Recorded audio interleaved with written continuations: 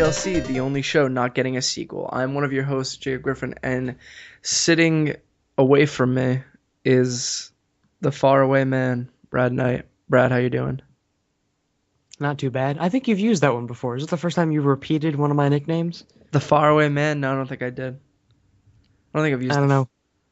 You have far. a spreadsheet of that? You keep track? No, you should have the spreadsheet of the nicknames that I call. I have a spreadsheet of my things, not yours. I have too many spreadsheets. How you been? Not too bad. I've had an interesting week, no, to say the least. Yeah, I love how every week for some reason we've seen each other before the recording of the show, so I ask how you been, but I know exactly how you been. Yeah, asking questions you know the answers to. It's more of a Um, formality for the show. yeah, that's what we do here. Is we're just a whole list of formalities. But Consistent. I've been playing quite a few games, so I'm pretty excited. I've been playing quite not a lot of games, so Yeah, I'm picking up your slack. I'm also excited. You ready to get into what we're playing then? Let's do it.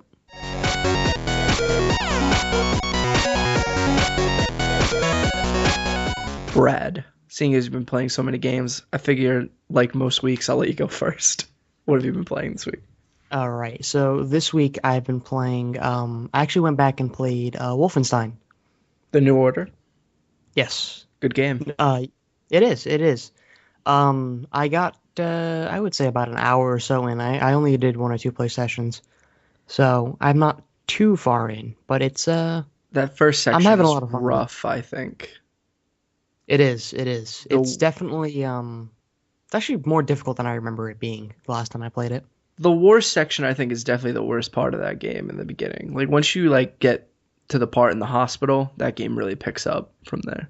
It's refreshing because I don't know. I was craving a shooter, but I didn't want to play, one of the 17 Call of Duties that I have. Right. Or I've been playing a lot of Halo 5, but I was kind of a little burnt out on Halo 5. So I'm like, I want a different feeling shooter, and Wolfenstein definitely feels different. It feels like an old school shooter, and I like that. Yeah, it's like a modern day Doom before we're getting a new Doom, which is Or nice, that game looks insane too, by the doesn't way. it? Did you see the It Conan does. O'Brien video on it? No, I didn't. Conan O'Brien played it with like a couple of NFL people, and it looks so crazy and so violent. I'm so excited. Yeah, it looks like Doom. It's awesome. Mm.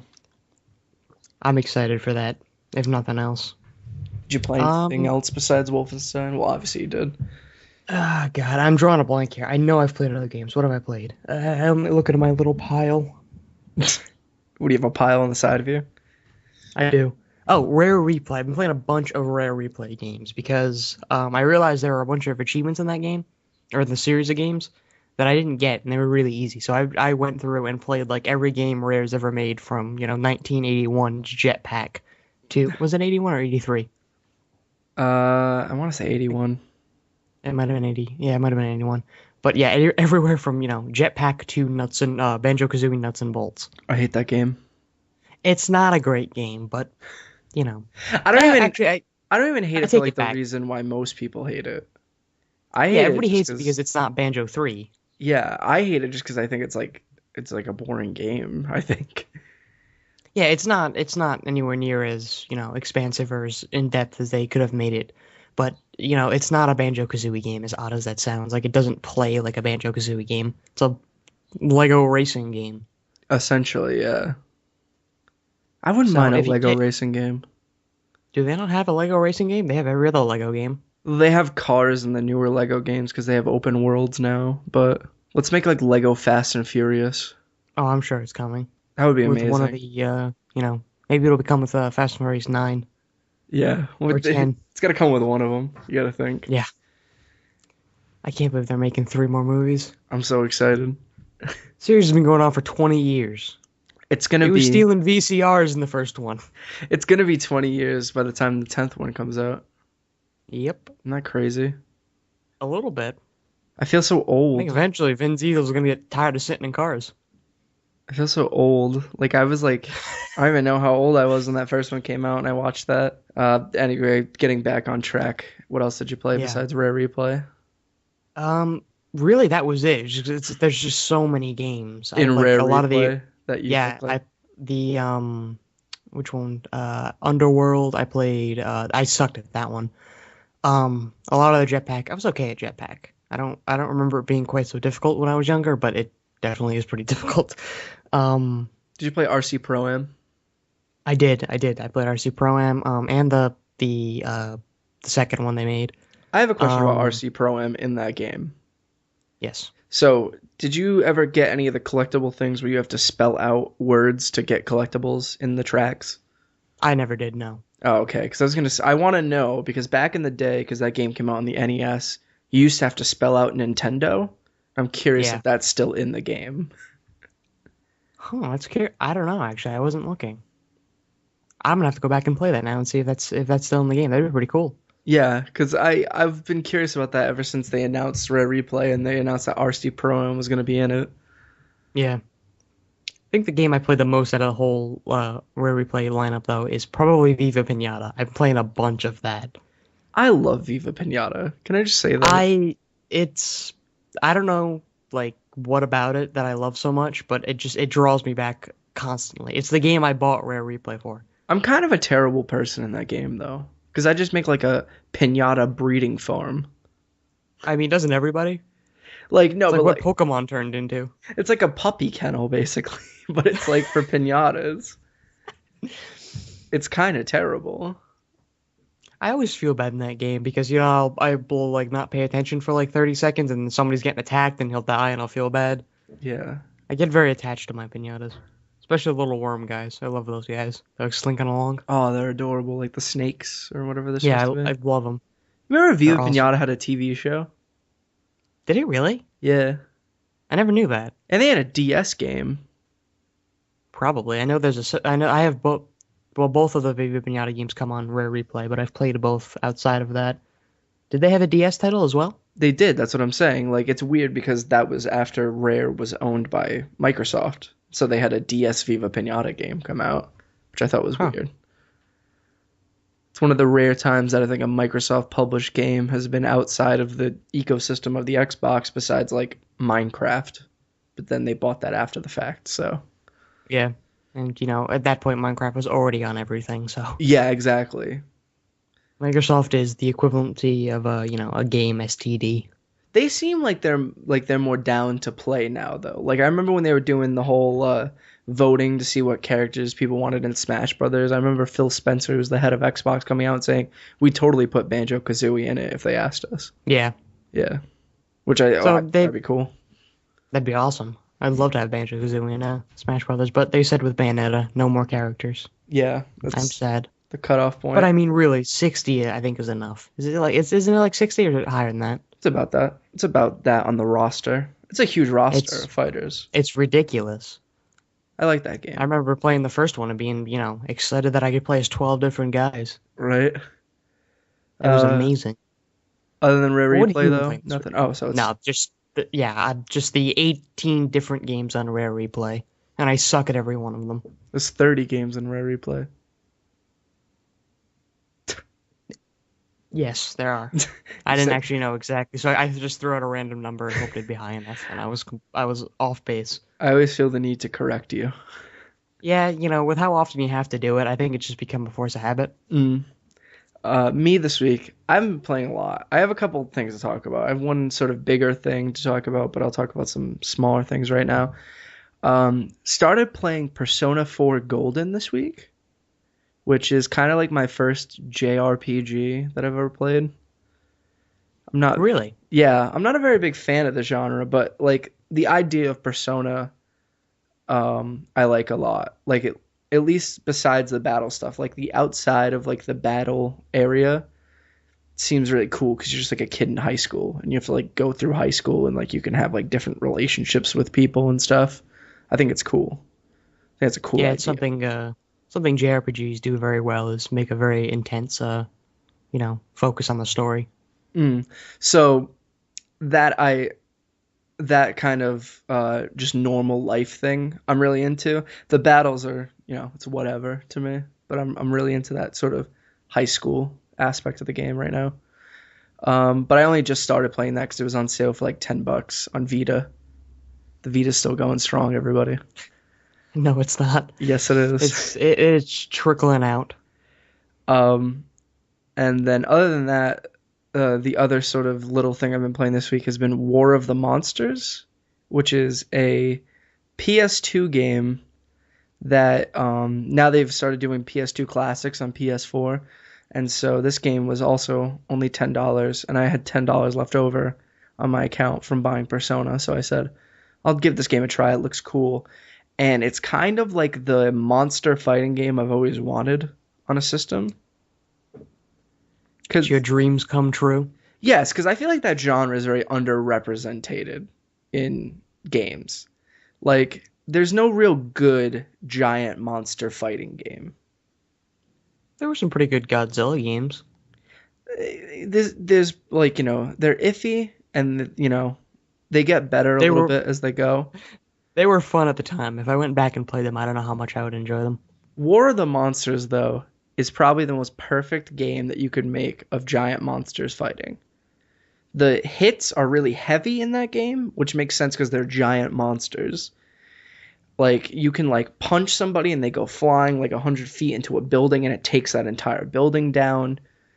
It's crazy and awesome, and I wish more people would play it. Everyone should go buy it. It's only $10 on the PlayStation 4 right now. I'm curious to see if they notice any big influxes of certain games, like the PS2 classics getting bought, like the Monster game, for example. If they see like the sales of it are through the roof, I'm curious to see what they're going to do about that. Like if they're going to consider maybe remastering it or maybe making a sequel. Yeah, because it's introducing a lot of content that wasn't available to people at the time. Yeah, I'm curious too because I really haven't heard anyone ever talk about this game ever. Besides I have a friend named Ryan who's talked to me about it before, but it's always been like in passing comments, like we talk about Godzilla or something like that, and then that game comes up in conversation.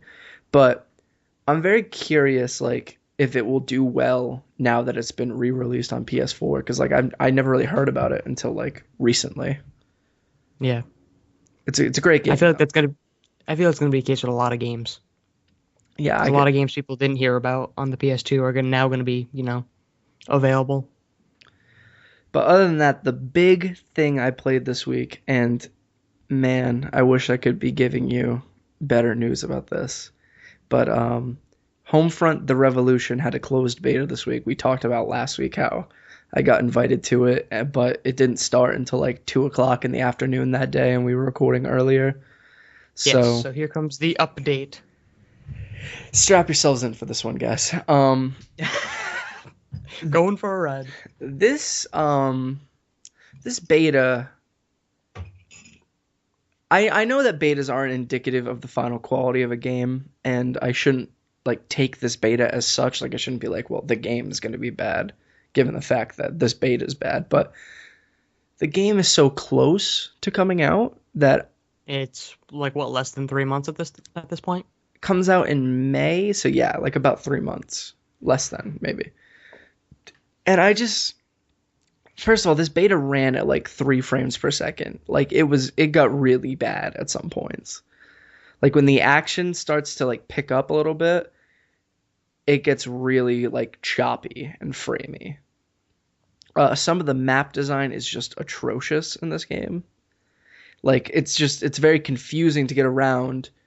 And because like there's a mission where you had to go into a fortress. Basically what it was all these co-op missions that you had to do. So you had to, first of all, wait for people to join you to do these missions, which takes forever. And number two, you couldn't do them solo? No, you couldn't. Which I thought you could because it said ready up, and then it said, "Are you sure you want to ready up because you're the only one in here?" And I said, "Yeah." And then when I read it up, it said needed one more player. So I waited in there for a little bit. I played the 3 missions that were in the beta, and then after that, kind of just stopped. But one of the missions, you had to get into this fortress and steal like this car or something, or like it was a truck that had supplies in it. And getting inside of this fortress, you couldn't do it. There was like a piece of rubble that you could walk up to get over the fence, but then when I got up to the fence, there was like an invisible wall there, so I couldn't get over the fence. Then people got in there. I have no clue how they did, but eventually the gates opened, so then I walked in there and had to escort the truck, at which point I jumped on top of the truck and just used my gun from up there. But there was a part where like you can like stealth your way into the base or whatever. And I got like right in front of like a North Korean soldier because it's like North Korea took over America or something like that is the story of the game. I got like right in front of him, like I'm like a ruler's length away, and this guy is just looking at me, not shooting me and there were like three other soldiers around him. I shoot three of the other soldiers, and then he finally reacts to the fact that I'm right in front of him.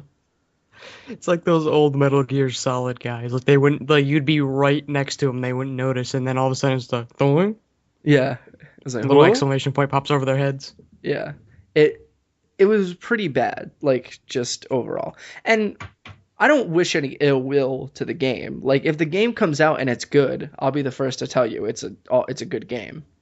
But as of now, I'm not feeling that this is gonna be like it's gonna come together in the end, which sucks because it's like been like let's see, like Homefront came out like 2009, I want to say 2011 maybe. I don't know. It's like in that range. So it's been about like 5 or 6 years, and you think like the follow up to it would be like a lot better than the original because like the original wasn't like a terrible game. Like the campaign was all No, right. it was an average game. Nothing spectacular, but it was good. Like it wasn't like Mm. it wasn't this. Like the campaign was all right, and the multiplayer was just it was basic COD TDM and all that stuff. But like I feel like a sequel to that could be really good, and like some of the stuff they've been talking about at conferences sounded really cool. How it's like open world, like Philadelphia, and like you have to go on these missions and fight, and it like changes power over to Americans from North Koreans, and it seemed all really cool. But this beta has really shooken my excitement that I like. Even though I didn't have a lot of excitement, it shook the little bit that I had. It from what I've seen and from what I've read, it seems to play like a technical alpha, something even before a technical alpha in some cases.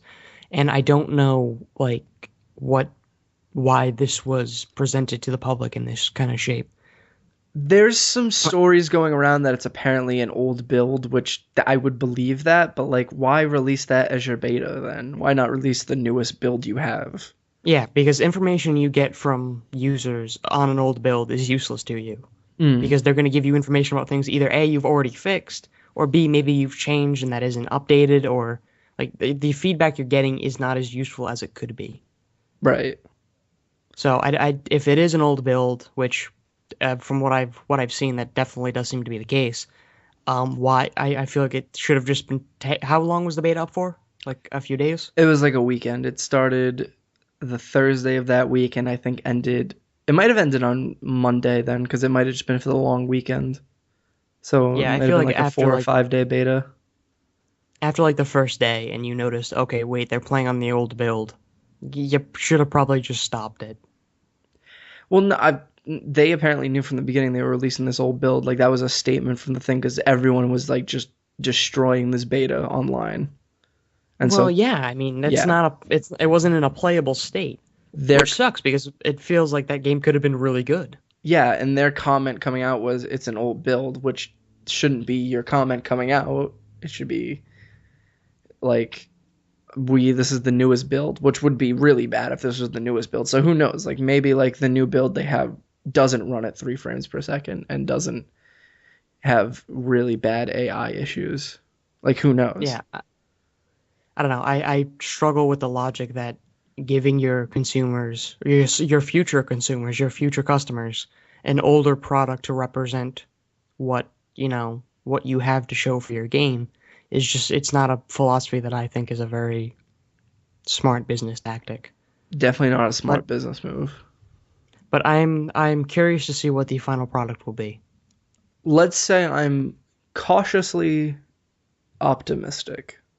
I'm optimistic that they'll pull this together. I think it'll be a good game. Homefront could be like a really good franchise, but like Yeah. it's I mean, it just can go kind one of of two ways. yeah. It could either kind of pick up and, go, compete with the other big shooters of today, or it could go kind of the Medal of Honor route and just kind of fade. Yeah, which I could see it going Medal of Honor at this point. I mean, yeah, with what you were given, I wouldn't be surprised if that was, and even if, Even if the game comes out and it's amazing, they've already damaged their reputation by giving out this old build. So Mm. like that's gonna stick, and I feel like that's gonna hurt them in the long run. Other than that, though, that was pretty much all I played this week. Both of us are pretty light on games this week. We'll have to step it up for next week's show. Yeah, yeah. We'll have to figure it out. Oh, I guess I could talk about the ending of Just Cause 3 if you really wanted me to, but I don't really have much to say about it other than it was disappointing. Oh yeah, well, without spoiling the ending for anybody, you did finish the game. Yeah, and it's disappointing mainly given the fact of the ending of the last Just Cause game was so cool in a way. It's just kind of hard to top it. I guess spoiler alert for Just Cause 2 here, not Just Cause 3. At the end of Just Cause 2, you ride on the side of a nuclear missile and disarm it and then fight the bad guy on a nuclear missile, which is such a cool idea. But like the end of this game, like while the idea of it is cool and like the concept of the way the ending goes is really cool, it just kind of goes out with a It was whimper. poorly executed. Yeah. Goes out with a whimper and is poorly executed. That's all I can say about it without spoiling what happens at the end. Yeah. So that was what we were playing this week, and I guess we should now just get into the news.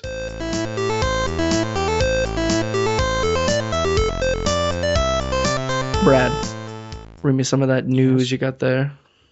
Okay. Well, I'll start off with a little bit of an accidental slip up by GameStop because GameStop's got a big mouth.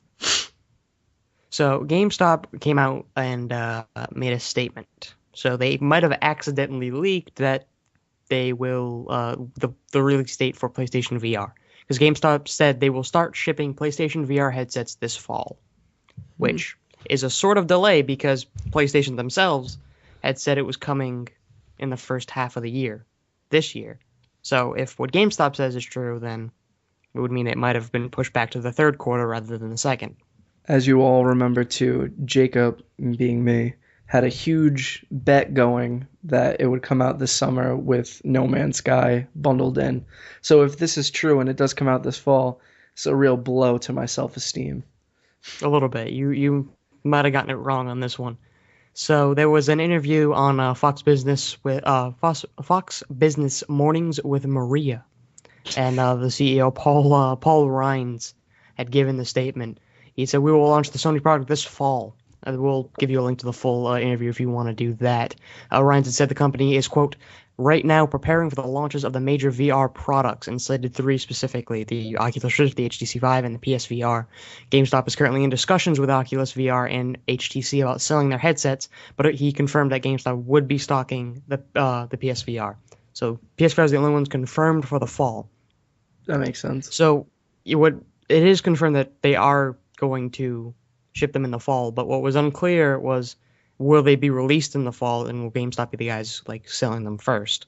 So they had to be kind of a clarify. So they reached out to GameStop for clarification, and a representative told Polygon that, quote, to clarify, Sony has not officially announced a release date for PSVR. Whenever it launches, we are excited about how the technology will change gaming.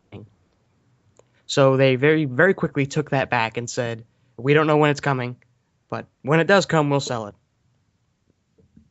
That's cool. Yeah. I mean, like I said, it would be a blow to my self-esteem if it doesn't come out this summer, and to my overall kind of. Actually, no, I guess it would be more exciting then because then I probably have a better chance of getting it. But I don't know. I mean, whenever this comes out, I'm excited. Yeah. So the last time that Sony had given like any sort of indication of when it would be released was back in March of 2015, and they said the headset would be available in the first half of 2016. So things might have changed since then. They might have been pushed back. They might have been pushed forward. Who knows? The only thing we do know is that GameStop is kind of blundering right now. Yeah. But what do you think they'll end up selling Oculus and HTC Vives in GameStop, or do you think this is going to stick to PlayStation exclusive? I could see them selling Oculus and Vive. The one thing that makes me think possibly not is the fact of like they don't have a very big PC section there. Yeah. Like now they're starting to get a bigger section now that they started selling like Steam machines and stuff.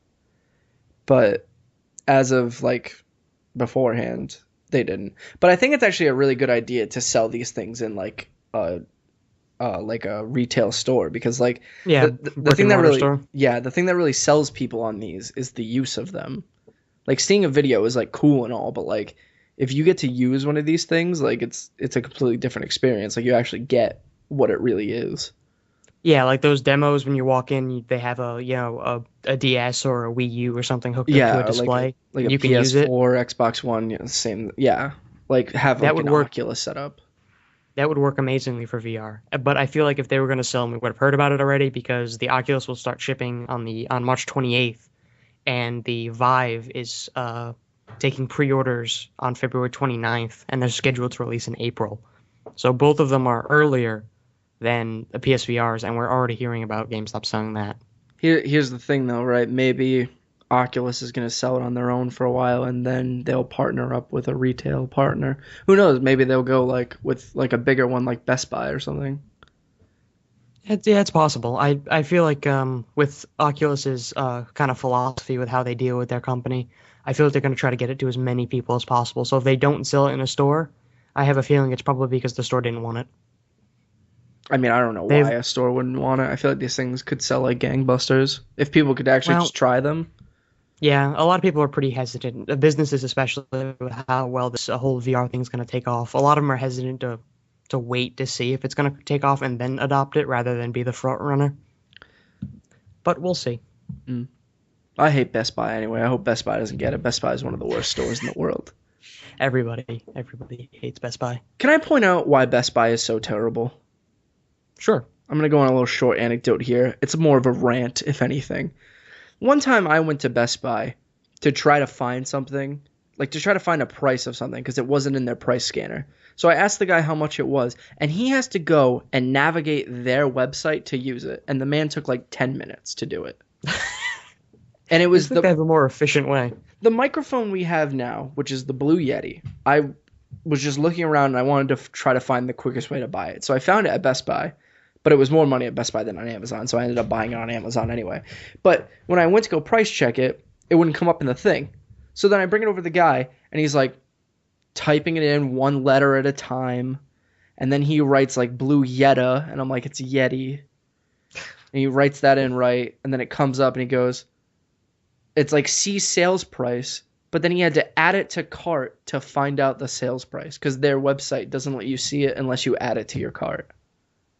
You would think they'd have like an employee version, or they could just, You tell me they don't have a database of all their prices and all things that are on probably. sale right now? Like, are you kidding me? Nah, Is this a of joke? course not.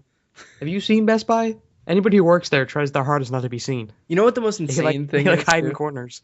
You know what the most insane thing is too? Is like where the Yeti was. It was like in a back corner of the store, like this dark area that where like nobody goes to. That had like graphics cards in it and like capture cards to like record video gameplay. It was so funny. That's surprising to me. It was such like a weird thing because like I don't know if like Best Buy. I don't think Best Buy is like a huge business for selling parts of things. I feel like they're more of like a selling like a full built system or laptops. They do a little of both, but they were at one time a very big component of the PC market. Now they've been kind of overshadowed by places like Amazon and Newegg, but Yeah. at one point they were the East Coast's like micro center because we don't have any micro centers over here. Yeah, or like how the South has Fry's. Fry's is pretty big Yeah. down the South. But like it seems like their whole buying components for computers now has just gone like down cuz like all like this is like I've never seen a graphics card first of all in Best Buy in my life until I found them in this back corner. Yeah, the Best Buys I've been to, they have them, like they have quite a bit of them, but they're usually considerably more expensive than you can buy them on like Newegg. So there's really no reason to ever buy them there. Yeah, they had the same thing with this microphone. Like I got this microphone on Amazon for like $95 and at a Best Buy it was on sale for like $150. Yeah, it's just they just can't really afford to match the Amazon prices, and they suffer for it. Yeah. But that store is just terrible. It's just awful. Never go there, anybody. Same with GameStop. Let's boycott everything. Amazon Yeah, only. embracing the technological age. Yes. So to make Jacob even more upset, I'm going to tell the story that he hates the next. So Mass Effect Andromeda lead writer has left BioWare, and he went to Bungie. Why? Why did I you don't know, leave? but he's not the only one who's done this. I would assume a Mass Effect Andromeda is done with its writing in that sense. Like, I'm sure all the Well, finalized quests are ready and done because that game's supposed to be coming out this year. well, I mean, it's possible, but with the senior development director also left the company. So What the hell? I it's didn't even hear about this. yeah, he left back in December. Chris Wynn left the company. So a lot of their senior members are kind of dropping out and abandoning ship. So I'm Sweet. curious to see what that's going to mean for the outcome of the game. But yeah. Anyway, the lead writer, Chris Shirley, I'm gonna butcher this guy's names. Shirliff, I believe is how you pronounce that. He joined BioWare less than 5 months ago, actually, and he announced that he is leaving to join Bungie and work on Destiny. Hmm. He didn't specifically say Destiny, but what he did say was that he put out a few tweets. The first one saying it's I to confirm I left BioWare Montreal. He goes on to say it was one of the best experiences. Blah blah blah blah blah, and he says all that said, very happy to be back in Seattle working with this scrappy little company called Bungie that some of you may have heard of. Think we might have some interesting stories to tell. He used to work So at whatever 343 on Halo 4. Yes, he worked. He did work at 343, so he has some experience in Bungie IP. Maybe he's working on that big new Destiny sequel. It is possible. So, and for you people who are really into the Mass Effect, because I know there's a really big following for that game. I'm curious to see what people think of this. Whether they think this is a huge hit to Mass Effect or not, because the story has always been a really, really big part of the game. If I had to guess, as of now, this seems like maybe he would have just been brought on in a not like he wasn't couldn't have had a full job there if he wanted it to, but maybe they brought him in to write this game, and now that the game's writing is essentially done, they don't need him anymore, so they let him go, or maybe he just left.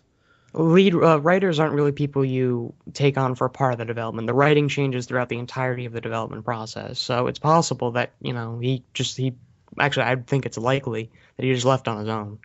Yeah, like what I'm saying is that like maybe he's probably been on since the beginning of the development of this game, writing this game, and now his no, it's how Mass Effect Andromeda's been in development for a long time. He's only been in development for less than 5 months. Has he really been working there for? Yeah, he only joined BioWare less than 5 months ago. So how is he the lead writer then? Because he has some pretty high credentials, and he just kind of got bumped to the top. So I mean, we don't know. Like they could have only been, Yeah, that's we absolutely don't know. But from what I'm seeing here, no, he joined last year. What are you talking about? Not 5 months ago. The first sentence of the article is, after joining BioWare less than 5 months ago, lead writer has announced he's leaving the company. Why does the next thing say last year then? I don't know. This article is confusing me. Yeah, they did. They're kind of a little flip-floppy here. Mm. I don't know. But from what I'm inferring here, if I had to take a guess, either he didn't like what he saw with what they were doing and he decided to leave, or maybe he just decided that this wasn't the project for him. But either way, I'm curious to see what the end product's going to look like. Yeah. Speaking of Destiny sequel that you just mentioned, kind of alluding to our next story here. Yeah, I know. I threw that up for you to knock out of the park. Yeah. Destiny sequel is coming in 2017. It's been confirmed. But there's going to be one more expansion for the current iteration of the game. Which goes against what they said a little while ago, where they said there weren't going to be any more expansions than just events. Yes. Another flip-floppy people. Yeah, so they confirmed this in their earnings report for the 2015 fiscal year, and Activision also that Destiny developer Bungie expects to release, quote, a large new expansion for the game in 2016. So, this is it's interesting that they'd go back on a word like this because they had, their three expansions, the Dark Below in September, the House of Wolves in December, and then the biggest one, the Taken King, in May, and they said that was it. Yeah, and then they said they were only gonna do like events like how they did like a Halloween event and like Yes. I think they did a Christmas one too. Yeah. So in a blog post for an explanation, they had said that Bungie's working on a major patch this spring that will deliver, quote, a significant light increase, a bunch of new gear to earn and equip, and new challenges for PvE players seeking some fun experiences and replayability. So, what I guess their reasoning was that all the events that they said they were doing and they have been doing are almost entirely PvP based. So players who don't do PvP or aren't interested in it have kind of been stuck in a rut with not Right. much to do. So this new, it doesn't say if it's going to be a paid expansion. I don't think it is. Right. It's probably going to be like a large version of these events that they've been doing, but it's going to be focused on PvE. So they haven't given us any timing or anything else as to like when this is coming, but we do know it's coming. Pretty So cool. new sequel and new expansion. So if you like Destiny, or if you didn't like Destiny and you're hoping Destiny 2 is going to be better, you have you've got some time to think about it. Mhm. Speaking of a game that wasn't great at launch, Five Nights at Freddy's World, the RPG, is back for free this time after it was pulled from Steam. Because this game, as I heard, is hot garbage. Well, I mean, that's kind of up for interpretation. So, the creator, Scott Cawthon, he put out a statement saying, even though the game had a very positive rating with 87%, I was not satisfied with the reviews and ratings it was getting, Cawthon said when the game had removed from Steam in late January. So, even though that, the ratings were okay, he didn't like it. So he pulled it down and said, I'm sorry, we're going to fix it. Right. So he put the game back up now, apparently with all the features that he'd wanted originally, because it was released with features that, quote, any good RPG would have. So now this is apparently fixed, and consumers who originally paid the $10 for the game, you can get your money back if that's what you want to do. All you have to do is go through Steam, and they're offering refunds entirely. But now it's free, so if you want to try out the game this time, there's no loss. Right. I actually might do this because I'm curious. It looks weird for like the series.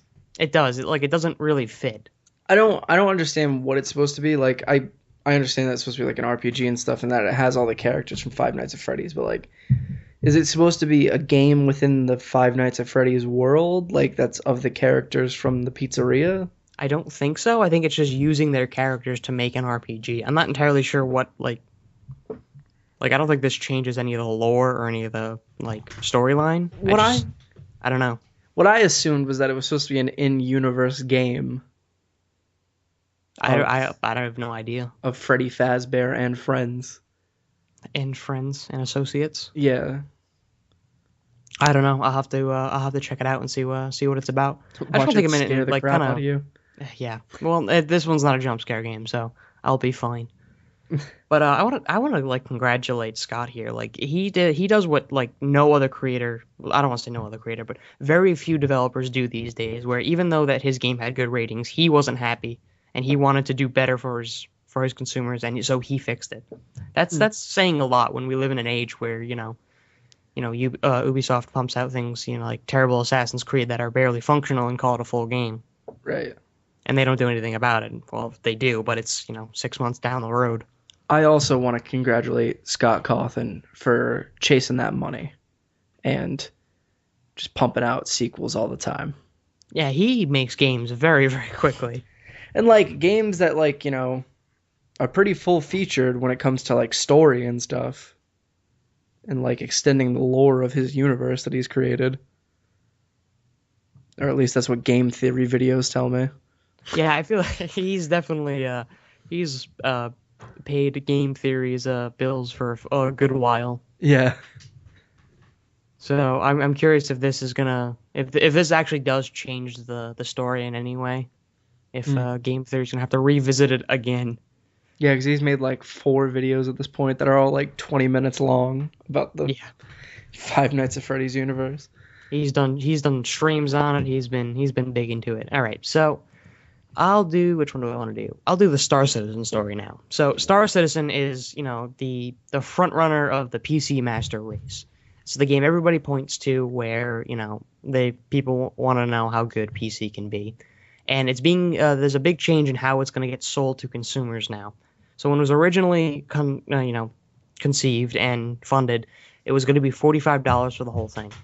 Right. Now it's getting split into pieces. Okay. Yeah, so it's being called a package split. It's breaking off the single player campaign known as Squadron 42 from the persistent MMO universe. So the multiplayer and the single player are being split apart. Now, either product can be purchased for $45, but the other one can be added on for an additional $15. So you can buy either the MMO or the story. You can buy either one you want for $45, but if you buy one, then you can get the other for $15. That seems like bad. Yeah, I mean it's interesting. So it now the base price for the total Star Citizen game is $60 if you want both, whereas originally it was going to be 45. Where, I guess it's interesting that you can kind of do it like sort of the backwards way, where before it was like if you bought a game and you liked the campaign, then you would invest in the multiplayer. Mm. This is one of the few games that you can do it backwards. You can buy the multiplayer and that's it. And then if you like it, you can go, okay, I want to check out this, Squadron 42 story mode. I'll pay an extra $15 and get that as well. Because there's a lot of money being pumped into that story mode. That single player has has an insane cast. Yeah, this is, I think, to date the largest Kickstarter fund ever made because it has earned more than $108 million from 1.28 million different backers. Yeah, I think it started on Kickstarter and then made like tons of money on there and then moved over to their own website where they just kept getting money. The Friday the 13th game is doing the same thing right now. But this game's cast is insane though. I can't get over that. Is. Like it's got Gary Oldman in it. What's his face? We love him. He's the Joker. Mark Hamill. Mark Hamill? Yeah. It's a very extensive cast. That's probably where most of their money went. But the Squadron 42, that campaign is expected to launch later this year. Mm. So what this is kind of, suggesting to people is that this is going to be a common thing where there are so many things added to the Star Citizen from when it was originally created. Like there are like pets and stuff now where they just kept getting so much money that they needed to create more and more different stretch goals so they could keep giving people what they're paying for. And because of this, development has been pushed back and pushed back and pushed back because they keep having to make these new things. So it's becoming pretty apparent that this is what they're going to do, is they're going to just ship the story mode and break everything into pieces. So as things get finished and released, you can buy those modules. So this hasn't been confirmed, but this is just what people are speculating. And it makes sense to me. I'm curious how it's going to work out for the backers of this, who there was probably a tier that is you back it and you get the game. Curious if they get the full thing or if they just get one of the modules. Well, here we go. I have a quote from the press release that'll answer that question.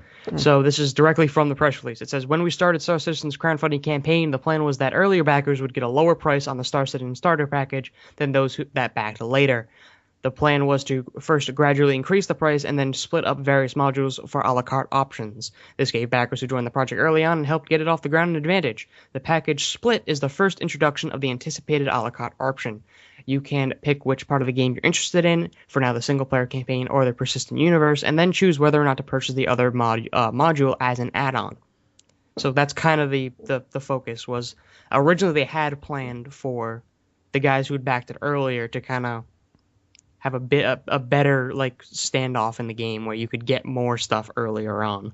Right. You would have everything from when you backed forward.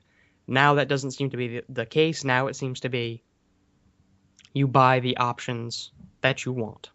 Right. Which is interesting because it reminds me of the Hitman way of selling the game now. That's what I was thinking too when you first started talking about this. Had broke it up into the different like campaigns, or if you want Paris, it's another $10. If you want this place, it's another $10, and each one is a whole fleshed out area. And I think this is a pretty cool way of doing it.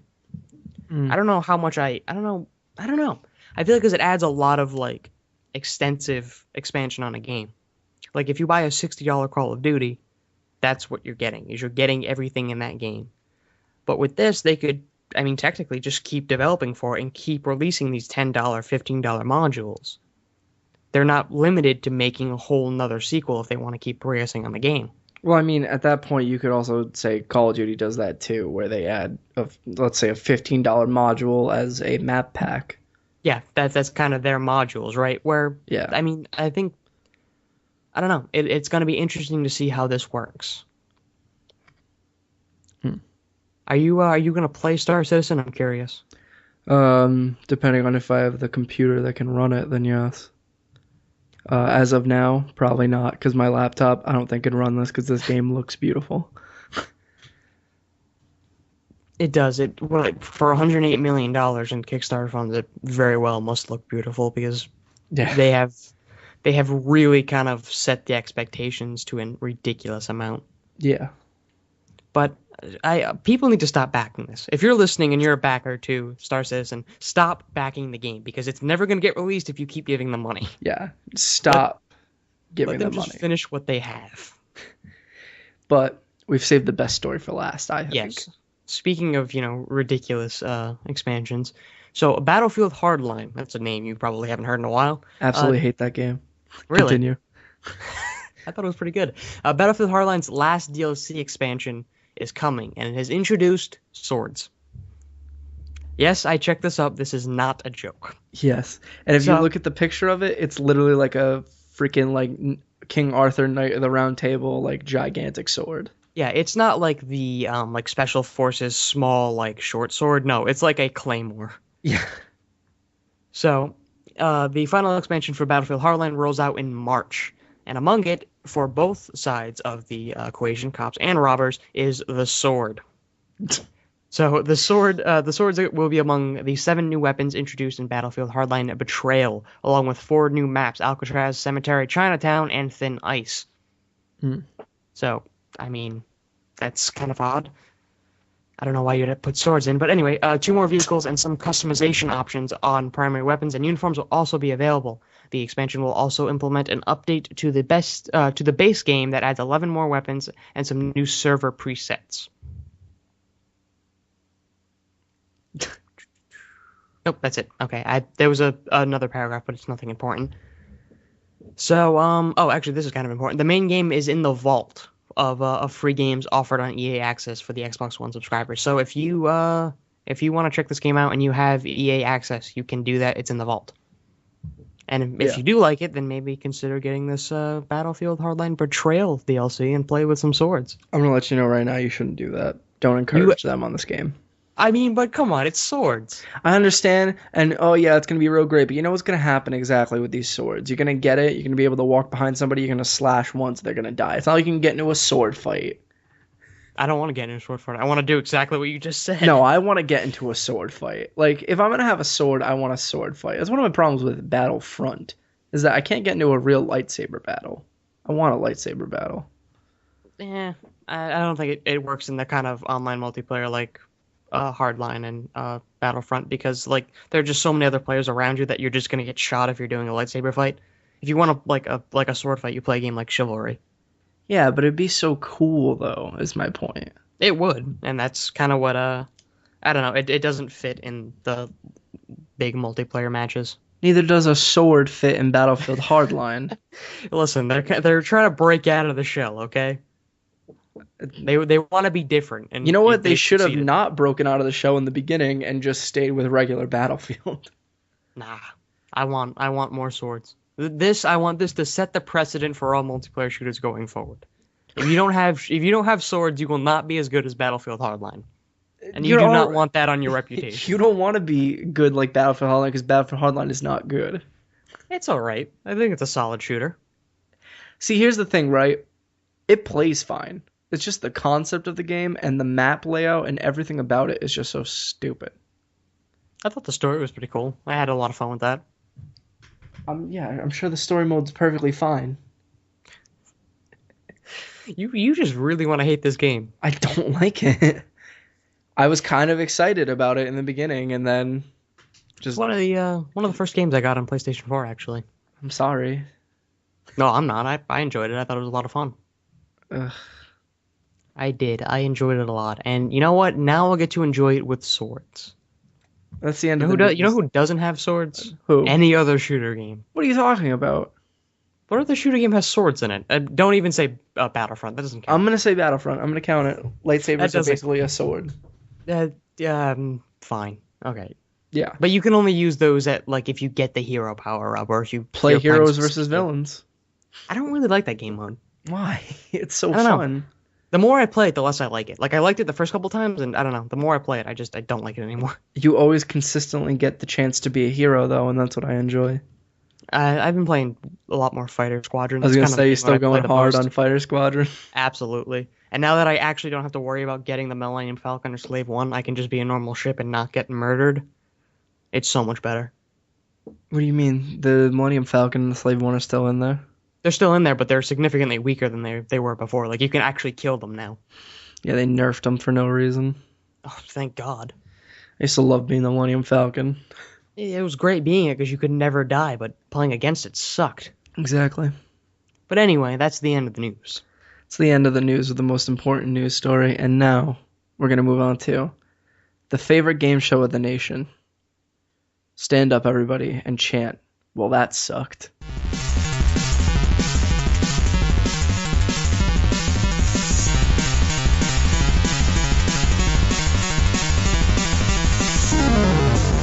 Welcome to Well That Sucked. The way the game works is simple. I give Brad 3 randomly selected games from Metacritic, and he has to tell me which one is the lowest rated according to that website.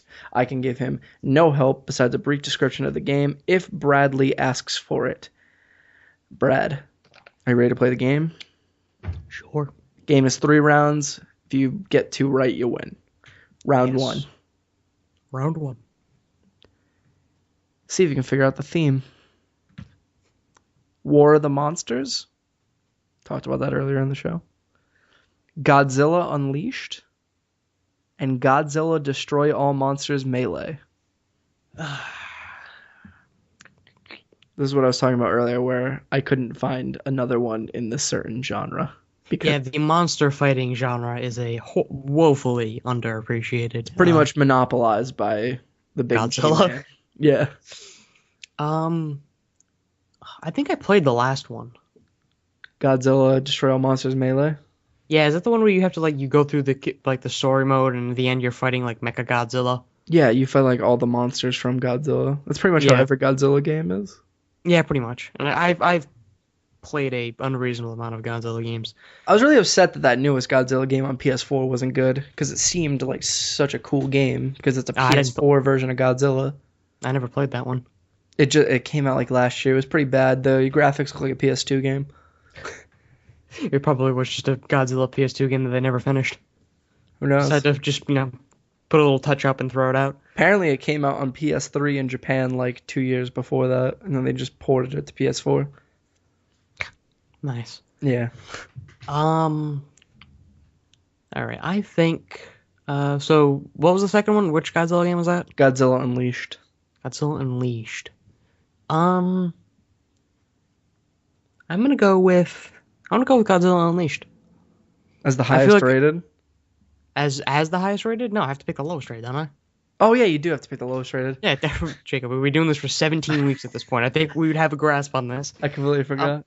I feel like if I picked the War of Monsters, you would scold me even if I was correct. So I don't want to pick that one. I would scold you, but you picked Godzilla Unleashed. You're locking that in? Yes. Yes. Brad? Yes. As I forgot what my own game show was about for a second. You are right, though. Yes. Godzilla Unleashed is the lowest rated. Can you give me the score? 68. 38. Jesus. The second highest rated was Godzilla Destroy All Monsters Melee with a 73, and the highest rated, of course, was War of the Monsters with an 80. How do you screw up a Godzilla game that bad? I don't know. You're just punching monsters. You'd think that it's pretty easy, but it's not, apparently. Clearly not. Round 2. Round 2. See if you can figure out the theme. That's So Raven. Kim Possible, What's the Switch? Disney titles. Nice. Lizzie McGuire 3, Homecoming Havoc. These all sound awful. These are all based on Disney Channel original series. So that's a Raven and Lizzie McGuire. And what was the middle one? Kim Possible. Oh, Kim Possible. Um, I dare say the only one who deserves to have a video game in that situation is Kim Probably Kim Possible. Possible, yeah. Because hers is actually an action program. Yeah. Pretty good one, too. I like that show. I do like Kim Possible a lot. The mole rat freaks me out, though. Looks like Pitbull. Rufus? Yes. Love Rufus. Jesus. I want to go with, like, Lizzie McGuire, because I have no fond memories of that show, and I've never seen That's So Raven. So I don't know anything about it. I'm going to go with the Lizzie McGuire one. Brad, Yes. you're wrong. Yeah, I figured. The lowest rated was That's So Raven. No. Can you tell me what That's So Raven was rated? Probably like a 16. 39 It's better than Godzilla, apparently. by one score.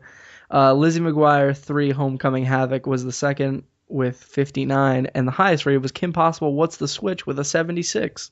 All right, so I gotta ask, what is the That's So Raven game? Like, what is the focus? I should have asked before, but I don't know. I'll look it up after we're done with this game, and then, or you could just do it. You also have the internet there.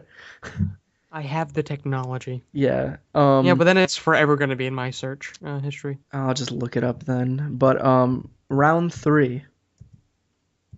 Oh, round 3. Yeah. Yeah, thanks a lot. Homefront, Medal of Honor Warfighter, Duke Nukem Forever. Oh, Jesus. These are sort of second grade Shooters. So apparently the full title, didn't even get the full title. It's from, oh no, I got the Game Boy Advance one then because I didn't get the DS one, which was Psychic on the Scene. It appears that it's like a side scroller where you play as Raven. Oh, that just sounds so entertaining. I don't know how it could have gotten so low. Yeah, none of those shooters are terribly good. Like, well, we mentioned Homefront earlier. It was a statistically just completely average game. Yeah. Medal of Honor has historically always been average. Which this one was the one that, people really came down on. Yeah. And the third one was what? Duke Nukem Forever. Oh yeah, that mess. That gem. I'm tempted to go with Duke Nukem Forever just because that one I feel like just got the biggest backlash out of the 3. Like Medal of Honor, nobody liked. People hated the Duke Nukem game. And Homefront, I feel like is just like one of those things that just came and went and nobody noticed. Real meh. Yeah. A lot of the meh shooters of our time. Yeah, that's basically what I was going with was meh shooters. Yeah, I'm gonna go with the Duke Nukem. Brad? Yes. You're right. Yeah. You won. I finally won. You've won like 2 weeks in a row already. Have I won 2 weeks in a row? Yeah. Oh, it's like 3 wins in total. I'm getting the hang of this. Yeah. Can you tell me what Duke Nukem's rated? 42. 49. Ah, I was close. Second was Medal of Honor Warfighter with a 55, and highest rated was Homefront with a 70. Brad, you know what you win? What? The top of this AMC gift card that isn't redeemable anywhere. Has Cool. no money on it. Take it. So that's all yours. Does anybody actually use AMC gift cards? I feel like it's one of those gifts that everybody gets, but just kind of they put in the back of their wallet. I used it when I went to go see Deadpool last weekend. Oh, you did see Deadpool, and you enjoyed it, right? Yes, I did enjoy it. Mini complete with review before the big complete with review when Brad finally sees it. I liked it. 10 out of 10 would say again. Probably. Did see again, I did see again. I saw it twice that weekend. So, what else you won, though, is the right to read me the spiel. My favorite part of the show. So if you want to get in touch with us, you can do that at completewithdlc@gmail.com. Send us an email, drop us a complaint, suggestions, whatever you have to offer us, we will gladly take a read and listen. We will stay a while and listen. You have no idea what that's from, do you? It sounds familiar, but I can't think of what it's from. It's Deckard Cain from Diablo. Stay a while I have no and clue. listen. I had no clue. I can't do a Deckard Cain voice. I don't know who that is. So yeah, our email is completewithdlc@gmail.com. You can find us on iTunes and Stitcher, as well as SoundCloud, which is where the RSS feed is hosted. We aren't complete with DLC, but we also do some complete with review shows every now and again. There's no scheduled release for those, so just stay tuned and we'll let you know when they're coming at you. We got besides Deadpool, we got a big one coming, if you know what I mean. Stay Oh tuned for yeah, that. we got some interesting things coming. So if you want to follow us on the social medias, I know you kids like them social medias. We're on Twitter, Twitch, YouTube, which isn't really a social media, but we're complete with DLC at all of those. We update the YouTube regularly with all of the episodes, and we send out a tweet whenever we put up an episode. So if you want to stay informed on what we're doing when we're doing it, Twitter is the best way to do that. Jacob's pretty good at updating that. So Jacob, if they want to get in touch with you, the host of the Complete with DLC podcast, where can they do that? They can go to any sort of social media in the world, type into the search bar, it's JGriff, ITSJAY, and you will most likely find me. If there is someone out there, be sure to warn them that I'm coming for them. I don't have my list of obscure social medias open. Nice job. It'll take too long to open at this point. Oh well. Oh well. Brad, where can they find you, the other host of this program? If you want to get in touch with me, you can do that on Twitter. I'm Kalgny on Twitter, Kalgne. I'm also on Twitch, throwing a stream out every now and again. But the best way to get in touch with me, the most effective way to get in touch with me, is going to be the BattleNet from Blizzard. And my friend code is Brad1261. Brad1261, and just let me know when you send that invite that you're a listener from the show, so I can make that a note in the little friend thing. Is it 1261 because you were born in December of 1961? Yes, actually it is. I'm just surprisingly young sounding for my age. Yes. It happens. It happens. It's a blessing and a curse, really. Yeah. But yeah, that's gonna be the best way to get in touch with me. That's the program. That's the program. We did it. What are we, a 50 television show now? Yeah. Same bat time, same bat channel. See you next week on Complete with DLC. I'm one of your hosts, Jacob Griffin. I'm Brad Knight. And talk to you next time.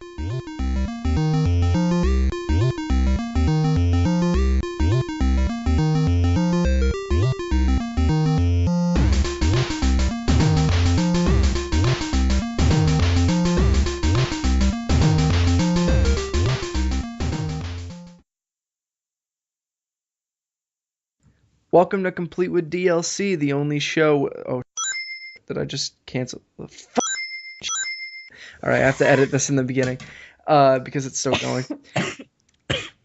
Stop coughing.